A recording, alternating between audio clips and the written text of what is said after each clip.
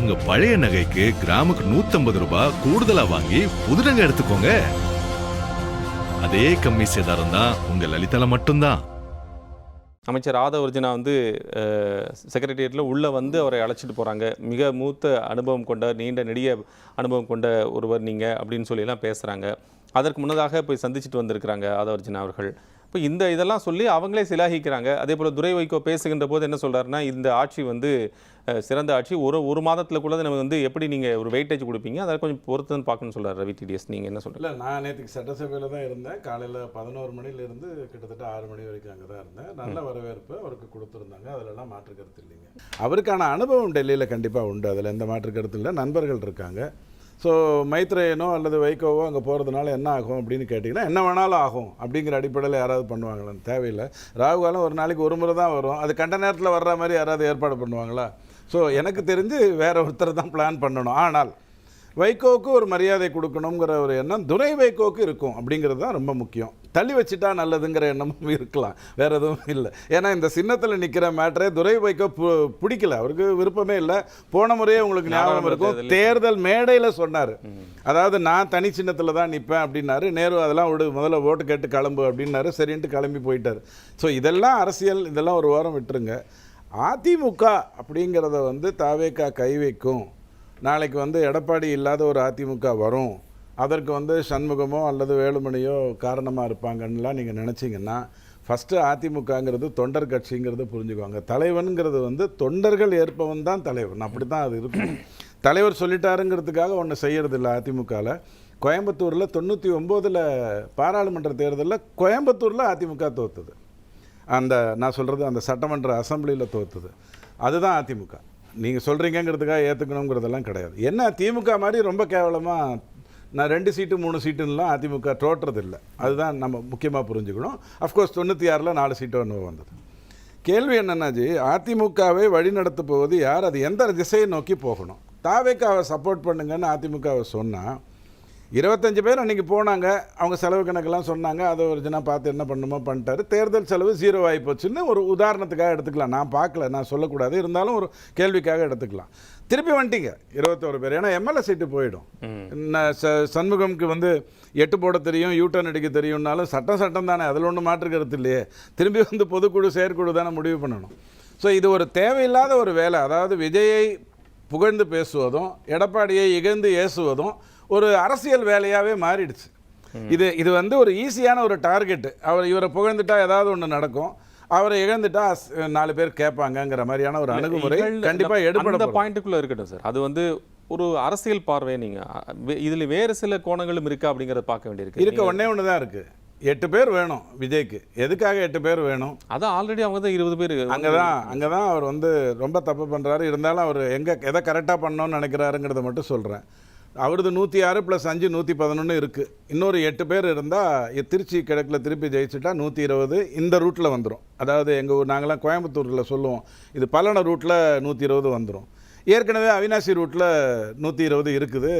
தாவேக்கா இருக்காங்க, விசிகா இருக்காங்க, கம்யூனிஸ்ட் இருக்காங்க, மொத்தமே 118 தானங்க சார். மொத்தமே 118 தானங்க. அவங்களது இருக்காங்க, அந்த பக்கத்துலேருந்து இருக்காங்க. அவங்க தான் ஆல்ரெடி செட்டில் ஆயிட்டாங்க இல்லைங்க சார். நீங்கள் அப்படி நினைக்கிறீங்க. இவங்க எப்போ முரண்படுவாங்க, எப்போ பிரச்சனையை கொண்டு வருவாங்க? அவங்க வந்தால் செட்டில் பிரச்சனை அவங்க சார், ஒருத்தர் இருந்தால் இவர் இல்லை, அவர் இருந்தால் இவர் இல்லைன்னு இருந்தால் தான் நல்லதுங்க. அதாவது இது காரில் இருக்கிற ஸ்டெப்னி மாதிரி தான் நீங்கள் நடத்தணுமே ஒழிய வேறு எந்த விதத்துலையும் நீங்கள் அரசியல் நடத்திட முடியாது. ஆனால் நான் உங்ககிட்ட சொல்லும்போது ஒன்று சொன்னேன், அது தவறான ஒரு அணுகுமுறை விஜய் பண்ணுறது தேவையே இல்லை. ஆட்சியை யாராவது கலைப்பாங்களா? சொடுக்கு போட்டு எவ்வளோ பார்த்தார் ஸ்டாலின் ஐயா?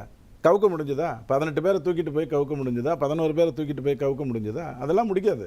அவன் வேறு போய் எம்எல்ஏ ஆயிருக்கான், நீங்கள் ஆட்சியை கலைப்பேன்ட்டா சரின்ட்டு போயிடுவானா? நாளைக்கு விஜய் திரும்ப ஜெயிச்சிருவாருங்கிற நம்பிக்கை இன்றைக்கி எத்தனை பேருக்கு இருக்கும்? அதெல்லாம் வாய்ப்பே இல்லை. இவர் இப்போ விஜய் கான்சன்ட்ரேட் பண்ண வேண்டியது உள்ளாட்சி தேர்தலில் கிட்டத்தட்ட 1.5 லட்சம் பேர் அதிகார பகிர்வுக்குள்ளே வந்தாங்கன்னு வச்சுக்கோங்க. அவருடைய அந்த செடி இப்போ பெரிய ஆலமரம் மாதிரி ஆகிடும். இந்த 234 பற்றி கவலையே கிடையாது. என்னெல்லாம் பண்ணி பார்த்தாங்க எடப்பாடி ஆட்சி அமைக்கும் போது, ஒன்றும் நடக்க முடியலையே. இல்லை, அது அவர் அப்போ கூட திரு ஸ்டாலின் சொன்னது என்ன அப்படின்னு சொன்னால், எனக்கு அது பின்னாடி இருந்து கூட ஒரு வாய்ப்பு வந்தது, ஆனால் நான் மறைமுகமாக போகணும், தேர்தலில் கண்டெஸ்ட் பண்ணி ஜெயிச்சு தான் முதலமைச்சர் ஆகணுங்கிறக்காக தான் அந்த வாய்ப்பை கூட நான் அதை இருந்தால் பயன்படுத்தலை, வேண்டான்னு விட்டுட்டோம். தேர்தல் ரிசல்ட் வந்துருச்சு, ஜெயலலிதா அம்மா இருக்காங்க, கலைஞர் சொல்கிறாரு இந்த ஆட்சி ரொம்ப நாளைக்கு நீடிக்காதுன்னு. யூனிவர்சிட்டியை அப்படி சொல்லும்போது குமரகுரு காலேஜ் மட்டும் மாற்றியா பண்ணோம்? பயிற்சி பண்ணாங்க, ஒன்றும் வேலைக்கு ஆகலை. அது வேலைக்கு ஆகாது. அப்படியெல்லாம் ஆட்சியை கலைச்சிட முடியாது. ரொம்ப ஈஸியான ஒரு விஷயம் இல்லை. மத்தியில் உங்களுக்கு நடந்தது உங்களுக்கு தெரியும். 2004 மன்மோகன் சிங் ஆட்சியில் அமெரிக்காவில் கையெழுத்து போட்டேன்னு உடனே கம்யூனிஸ்ட் முயற்சி பண்ணது வேலைக்கு ஆகாது. தேர்தலில் ஜெயிச்சுட்டா அந்த 5 வருடம் யாரும் விட்டு கொடுத்துட மாட்டாங்க. ரொம்ப சிம்பிள். ஸோ இங்கே கான்சென்ட்ரேட் வந்து அவர் உள்ளாட்சிக்குள்ளே பண்ணணும். அவர் தேவையில்லாமல் அதிமுகக்குள்ளே பண்ணுறாரு. அவர் என்ன நினைக்கிறாரு, அதிமுகலேருந்து ஈஸியாக வாங்கிடலாம். 47 பேர். ஒன்று சொல்லட்டுமா, மிகப்பெரிய அவமானமாக எடப்பாடிக்கு கொடுத்தது 2. ஒன்று, அவரை மட்டும் சந்திக்காமல், ராமதாஸை மட்டும் சந்திக்காமல் மற்றவங்களை போய் சந்தித்தது. 2வது தவறாக அவர் பண்ணது என்ன அப்படின்னு சொன்னால், 17 பேர் மட்டும்தான் எடப்பாடி அவர்களால் எழுதி கொடுக்க முடிஞ்சது. இவங்கெல்லாம் எனக்கு கையெழுத்து போட்டிருக்காங்கன்னு 47 பேரில் 17 பேரை தான் கையெழுத்து போட்டே கொடுக்க முடிஞ்சது. ஸோ 30 பேர் வந்துட்டாங்க, முடிஞ்சு போச்சுங்கிற ஒரு நிலைமையில் அதுக்கப்புறம் என்னாச்சுன்னு பார்த்தீங்க, இவர் மன்னிச்சாரு, அவங்க மன்னிப்பு கேட்டாங்க, மேட்டர் முடிஞ்சு போச்சு. இப்போ அந்த மன்னிப்பு கேட்ட ஒருத்தர் தான் திருப்பி வெளியே இருக்கிறாரு. இங்கே பாருங்கள் சார், சண்முகம், விஜயபாஸ்கர் இவங்களை பொறுத்த வரைக்கும் நான் கருத்து சொல்ல விரும்பல. ரொம்ப சிம்பிள். விஜயபாஸ்கருக்கும் சண்முகமுக்கும் வித்தியாசம் இருக்குது. பிஎம்கே பற்றி இப்போ சண்முகம் உங்ககிட்ட பேசுகிறாரு. அதுக்கு எடப்பாடி இன்னைக்கு அழகாக பதில் சொல்லியிருக்காரு. நீங்கள் ஜெயிச்சதுக்கு காரணம் பாமகன்னு நினச்சிங்கன்னா அப்புறம் நீங்கள் 2021 தோத்ததுக்கு காரணம் யார்? விழுப்புரத்தில் தானே தோத்தீங்க, வேற எங்கேயா போய் தோத்தீங்களா அப்படிங்கிறதெல்லாம் உங்ககிட்ட கேட்டார். பட் விஜயபாஸ்கர் வந்து ஒரு மார்ஜின் வச்சுருக்கார். அவருடைய தொகுதியில் அவருக்குன்னு ஒரு செல்வாக்கு வைத்திருக்கார். நீ இந்த தேர்தலில் நடந்த வாக்கு வித்தியாசத்தை கூட நீங்கள் பார்த்தா உங்களுக்கு தெரிஞ்சிடும். நாளைக்கு இடைத்தேர்தல் நடக்க போகுது. இடைத்தேர்தல் நடக்கும் பொழுது பெருந்துறையோ அல்லது மதுராந்தகத்தையோ தாராபுரத்தையோ ஜெயிப்பதுங்கிறது தாவேகாவுக்கு முடியாது. ஏன்னா இந்த பக்கம் திமுகவும் சைடு பண்ணும், அங்கேயே கூட உங்களுக்கு விசிகாவும் கம்யூனிஸ்டும் கூட வாயை மூட்டிட்டு இருப்பாங்க, வேலை செய்ய மாட்டாங்க. இவங்களா ஒத்த காலில் நின்று வேலை செஞ்சால் தான் உண்டு. ஸோ இந்த 8 தொகுதி அவர் பிளான் பண்ணுறது விஜய் வந்து ஒரு 8 பேரை அதிமுகலேருந்து தூக்கிட்டா 8+9 இடைத்தேர்தல் நடந்தது அப்படின்னு சொன்னால் அந்த 9 சீட்டை நம்ம வெற்றி பெற்றுட்டா ஆட்டோமேட்டிக்காக நம்ம 120ங்கிற அடிப்படைக்குள்ளே வந்துடுறோம். சரி, ப்ளஸ் ஆல்ரெடி இவங்கெல்லாம் இருக்காங்க அப்படிங்கிற அடிப்படைக்குள்ளே அவர் போகிறாரு. இதில் கான்சென்ட்ரேட் பண்ணாமல் விஜய் இருந்தால் தான் நல்லது. இடைத்தேர்தல் தானாக நடக்கட்டும், ஒழுங்காக முயற்சி பண்ணுவோம் அப்படிங்கிறதோட நம்ம நிறுத்திக்கிட்டு போயிடணும். அதிமுக அப்படியே சார் இன்னொன்று சொல்லட்டுமா, இப்போ 24 திமுகவுடைய வாக்கு, 21 அதிமுகவுடைய வாக்கு, 4% நம்ம நாத்தேக்கா.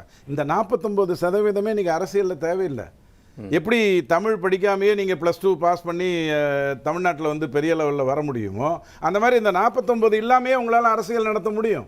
மீதி இருக்கிற 59ல் 51ல் இன்னைக்கு தேதிக்கு நீங்கள் 35 தாவேக்கான்னு சொல்லுவீங்க. திரு உதயநிதி என்ன சொல்கிறாருன்னா, நீங்கள் உங்களுக்கு எதிராக வாக்களித்தவங்க 65% பேர் இருக்கிறாங்க, நீங்கள் உங்களை தேர்ந்தெடுத்தவங்க 35% பேர் தான் இருக்கிறாங்க. சார், எனக்கு தெரிஞ்ச ஒரு அப்பா ரொம்ப கோவத்தில் பையனை அடிச்சிட்டு இருந்தார். எதுக்கடா அடிக்கிறாருன்னா 30 வாங்கலை 30 வாங்க, சரி 30 வாங்கலைன்னா அடிக்கணும், இல்லை அவன் 70 வாங்கிட்டான் மீதி 30 வாங்கலை அப்படின்னு அடிச்சுக்கிட்டு இருந்தேன்னாரு. ஸோ அந்த மாதிரியான பர்வர்ஷனுக்கெல்லாம் நம்ம பதிலே சொல்ல முடியாது. எந்த தேர்தலில் 35க்கு நான் 65 வாங்கி ஜெயிச்சு வந்துட்டு மீதி 35 இல்லைன்னு சொல்லுவாங்க. இதெல்லாம் ஒரு மேட்டரே கிடையாது. தோத்தவங்க புலம்பல் எப்படி வேணாலும் இருக்கும். விஜய் உதயநிதி புலம்பணும்னு நினச்சாருன்னா எப்படி வேணாலும் புலம்பிட்டு போவார். அதாவதுங்க, திமுக ஆட்சியில் இருந்தால் உதறுவாங்க, ஆட்சியில் இல்லைன்னா பதறுவாங்க. இது ரெண்டும் உங்களுக்கு நிதர்சனமான உண்மை. இப்போ டிவிஎஸ்சியில் ஏதாவது ஒன்று நடக்க போகுதுன்னு நீங்கள் நினைக்கிறீங்களா? இந்த தாவேகா அரசு வந்து செந்தில் பாலாஜியோ அல்லது நேருவையோ அல்லது மற்றவர்களையோ நீதிமன்றத்துக்குள்ளே கொண்டு போய் நிறுத்திடுவாருன்னு நீங்கள் நினைக்கிறீங்களா? ஒன்றும் நடக்காது. இன்னைக்கு கூட அமைச்சர் நிர்மல்குமார் பேசியிருக்கிறாங்க சார். பேசிக்கிட்டே இருக்கலாம். நீங்கள் அந்த பேப்பரை ஜாக்கிரதையாக எடுத்து வச்சுக்கோங்க. இன்னொரு 100 பேப்பர் வரும். ஜெராக்ஸ் எடுக்க வேண்டிய அவசியம் இல்லாமல் வரும். டிவிஎஸ்சியிலேருந்து என்ன பண்ணணும் சார்? மிஞ்சி போனால் நீங்கள் வந்து கேஸை வந்து முன்னெடுத்தணும், அவ்வளோதானே. ஆனால் நீங்கள் நடத்தினாலும் நடத்தாட்டியும் நல்லா புரிஞ்சுக்கோங்க, நீங்கள் நடத்தினாலும் நடத்தாட்டியும் இடியாலேயோ அல்லது நீதிமன்றத்தாலேயோ கவர்னராலேயோ இந்த கேஸை வந்து முன்னெடுத்து நடத்த முடியும். அதில் எந்த மாற்று கருத்தும் இல்லை. ஆனால் இவங்க நடத்த மாட்டாங்க, அது மட்டும் எனக்கு நல்லா தெரியும். காரணம் என்னென்னா, இந்த எல்லாமே திமுக, அதிமுக, நாதாக்கா, மதிமுக, Visika, what ever it is, இது வந்து ஒரு திராவிட கட்சிகள். சரி, பிஜேபி மட்டும்தான் இதிலிருந்து விலகி நிற்கிறது எல்லா விஷயத்திலையும். இப்போ ஒன்றுமே வேண்டாம். இன்றைக்கி வந்து உங்களுக்கு என்ன சட்டம்? கவர்னர் ஒரு இடத்துக்கு வந்தால் அங்கே வந்து வந்தே மாதரம் பாடிட்டு அதுக்கப்புறம் தேசிய கீதம் பாடணும். அப்படி தானே இப்போ சமீபத்தில் வந்திருக்கு. தேசிய கீதத்துக்கு முன்னாடி வந்தே மாதரம் பாடணும். தமிழ்தாய் வாழ்த்தை முதல்ல பாடலாம், அதில் ஒன்றும் யாரும் கேட்கல. பின்னாடி கூட பாடுங்க, அது உங்கள் பிரச்சனை. பாட மாட்டேன்னா கூட அது வேறு பிரச்சனை.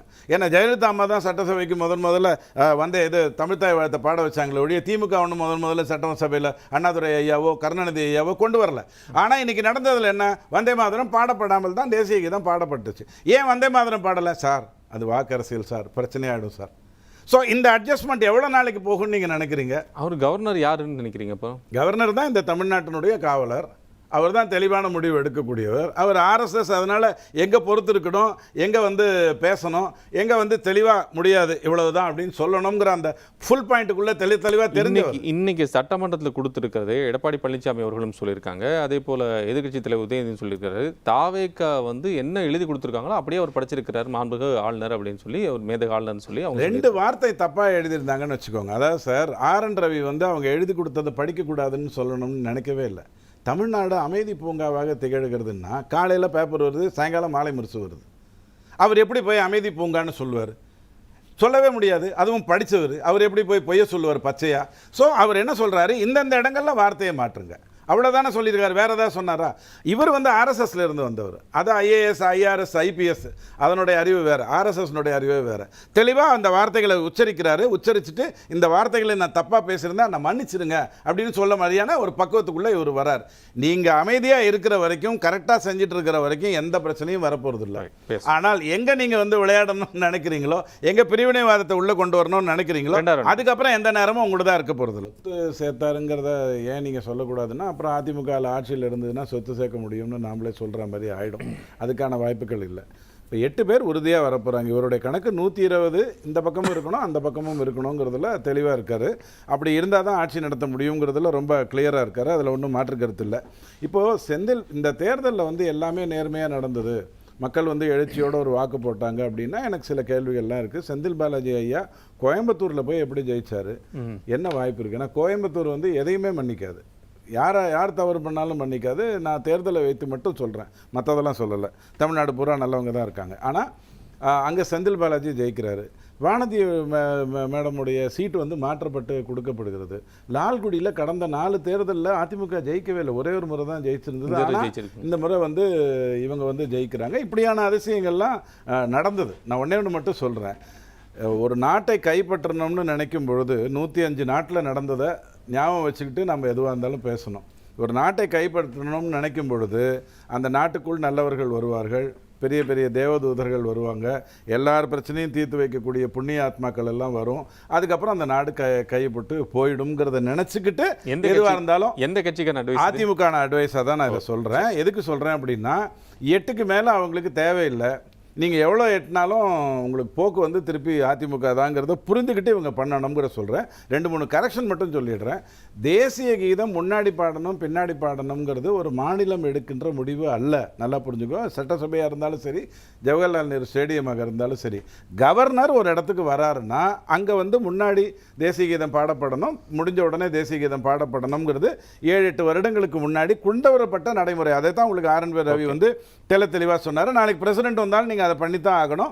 ராஜ்பவனுக்கு போனீங்கன்னா ஸ்டாலின் ஐயாவும் அதே தான் பண்ணிட்டு வந்தார். வந்தே மாதரமும் பாடப்பட்டு தான் வந்தது. ஸோ தேசிய கீதம்னா எதுக்குங்க அது 2 வாட்டி, இது 1 வாட்டி, அப்போ நான் 3 வாட்டி தமிழ் தாய் வாழ்த்து பாடுவேன் அப்படின்னு எல்லாம் பேசுறதுக்கான விஷயம் இல்லை. ஏன்னா அது ஆளுநர் சம்பந்தப்பட்ட விஷயங்கிறத நான் சொல்லி முடிச்சேன். 2-3 விஷயம் நீங்கள் பேசுனதுக்கும் பதில் சொல்லிடுறேன். ஜவாஹிருல்லா ஐயா கூட வருத்தப்பட்டார். ஐயோ நான் போய் உதயசூரியனில் நின்றுட்டேனே, தனி சின்னத்தில் நின்றுருக்கலாமே, நின்றுருந்ததுன்னா கொஞ்சம் ஜாலியாக கொஞ்சம் பேசிக்கிச்சு என்ன தெளிவாச்சோ அதெல்லாம் முடிச்சிருக்கலாமே. ஒரு பெரிய அமௌண்ட் ஆஃப் ஓட்டர்ஸ் மிஸ் ஆகிட்டாங்க அப்படிங்கிற ஒரு வருத்தத்தில் அவரும் தான் சொன்னார். வைகோ ஐயா மட்டும் சொல்லலைங்கிறத புரிஞ்சுக்கோங்க. அதே மாதிரி இந்த பேட்ச் போட்டாங்க, அதில் வைகோ போடலை அப்படிங்கிறதெல்லாம் சொன்னீங்க. அவங்க வந்து அதிமுக வந்து யார் அந்த சார்னு ஒரு பேட்ச் போட்டு வந்தாங்க. அப்போ நாம் ஏதாவது பண்ணோம், என்ன பண்ணணும்? விஜயை பேச சொல்லு. அவர் என்ன பேசாமல் இருக்கார், என்ன டான்ஸ் ஆடிக்கிட்டாக இருக்கிறார், எங்கே பேசணுமோ அங்கே பேசிக்கிட்டு இருக்கார். அதைத்தான் வைகோ வந்து வேண்டான்னு சொல்லியிருப்பார். ஆனால் ஸ்டெர்லைட் விஷயத்தில் மட்டும் வைகோ வந்து ஆரம்பத்தில் இருந்து அங்கே வந்து ஒரு குறிப்பிட்ட மக்களுக்கு மட்டும்தான் நோய் வந்தது, எல்லாருக்கும் வரல. குறிப்பிட்ட இனம் மதம் அவங்களுக்கு மட்டும்தான் நோய் வந்தது. இவர் அதை வந்து எதிர்த்து போராடினார். அது வந்து இந்த ஆட்சியில் வரக்கூடாதுன்னு சொல்லுவார். ஆனால் அது நீதிமன்றத்தில் தான் இருக்குது. வைகோ யார் கூட நின்றாலும் அதனால் ஒன்றும் பெரிய வித்தியாசம். ஒரே ஒரு கருத்து மட்டும் ஐயா சொன்னதுக்கு சொல்லிடுறேன். 4200 கோடி ஊழல் என்று சொல்லப்பட்ட எடப்பாடி மேல் சொல்லப்பட்ட வழக்கை நீதிமன்றம் தூக்கி போட்டுச்சு. தூக்கி போட்டுட்டு என்ன சொல்லுச்சு அப்படின்னா, ஒரு அரசுனா எனக்கு அரசு தான், அது திமுக அரசா அதிமுக அரசாங்கிறதெல்லாம் கிடையாது, அங்கே கரெக்டுனா இங்கேயும் கரெக்டு தான் சொல்லி பட்டாச்சு. அதுக்கு எடப்பாடி போய் திருப்பி பேசணுங்கிற அவசியம் எனக்கு தெரிஞ்சு எந்த இடத்துலையும் ஏற்படுத்தலை. அரசியலை சீரியஸாக எடுத்துக்கோங்க. சட்டசபை அமைதி பூங்காவாக இன்னைக்கு திகழ்ந்திருக்கு. இதே மாதிரியான ஒரு நிலைப்பாடு இருந்தால் நல்லது. அடுத்த 10 வருடம் விஜய் கிட்டேருந்து வெளில வரணும்னு சொன்னால் கெஜ்ரிவால் எப்படி தப்பு பண்ணாரோ அதே மாதிரியான தவறை இவரும் பண்ணார்னா ஒருத்தரை மேலே உயர்த்துறதுனால எந்த பிரச்சனையும் இல்லை. ஒரே ஒரு அடியில் அப்படியே மொத்தமாக கீழே இறங்கிடுவாங்க. அதை புரிந்து கொண்டு அவர் அரசியல் செய்வாருன்னு நம்புறேன். ஒரே ஒரு வரி மட்டும் சொல்லிடுறேன். ஸ்டாலின் ஐயா தான் முதல்வர் ஆகணும்னு நான் போய் கேட்டேன். எனக்கு 33% ஓட்டு போட்டாங்க. அப்புறம் நான் யோசித்தேன், 67% எனக்கு ஓட்டு போடலையே, காரணம் அது விஜய்க்காக தான் சொல்லியிருப்பாங்கன்ட்டு போய் மாறிட்டேன். அரசியலில் இதெல்லாம் சாதாரண வைப்பா. உங்க பழைய நகைக்கு கிராமுக்கு 150 ரூபாய் கூடுதலா வாங்கி புது நகை எடுத்துக்கோங்க. அதே கம்மி சேதாரம் தான் உங்க லலிதால மட்டும்தான்.